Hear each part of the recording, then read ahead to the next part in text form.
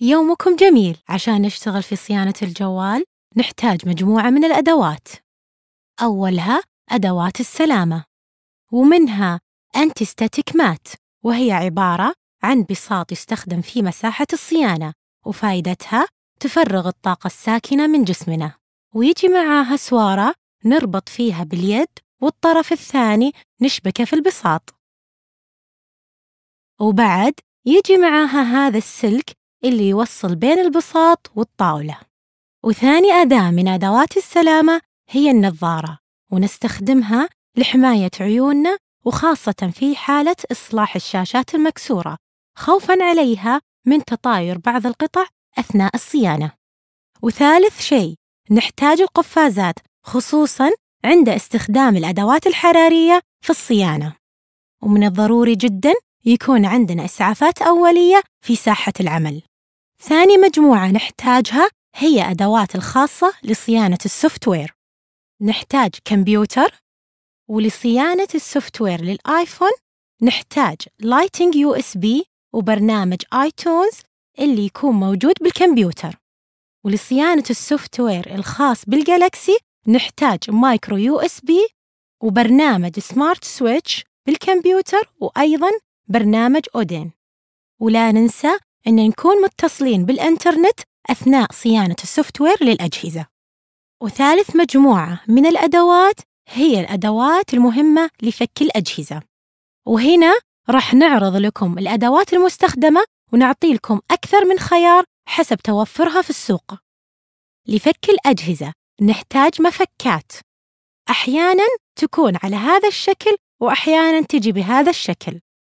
المقاسات اللي راح نحتاجها: 1 BH00 وهي على شكل علامة موجب، 2 مقاس B2 واللي هي على شكل نجمة. والأدوات اللي تساهم في الفصل هي سبجر، المالتي سبجر، أوبنر، سمول سكشن كاب.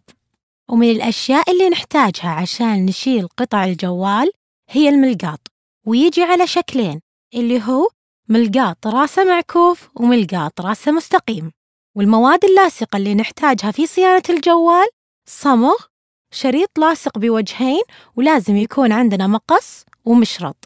أما الأدوات اللي نحتاجها لتصنيف القطع: سبورة ممغنطة، وفي حال إذا ما كانت متوفرة نقدر نستغني عنها بعلب بلاستيكية، إما بهذا الشكل أو هذا الشكل. ومن الممكن نستخدم المغناطيس بدلاً عنهم. وللمعلومية هذا المغناطيس يستخدم بعد لشحن المفكات بين فترة والثانية. ولا ننسى دبابيس لفتح منفذ الشريحة. رابع مجموعة وهي الأدوات الحرارية، واللي تساعد في تسهيل فكنا للجوال، إما بتسييح الصمغ أو فك اللحام. أولها الهيت جان، وهذا يستخدم لفصل الشاشة والقطع البلاستيكية. ومن المهم إن ننتبه لثلاثة أشياء لما نستخدمه: الحرارة، المسافة، والوضعية. والوضعية تكون دائماً عمودية على الجوال.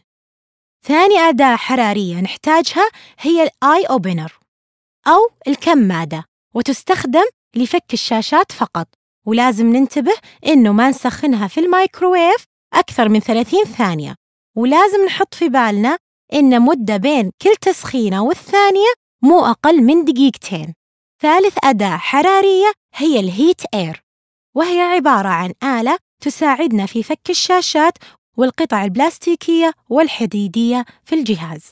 وكون حرارته عالية عن باقي الأدوات يفضل استخدامه فقط للقطع الحديدية.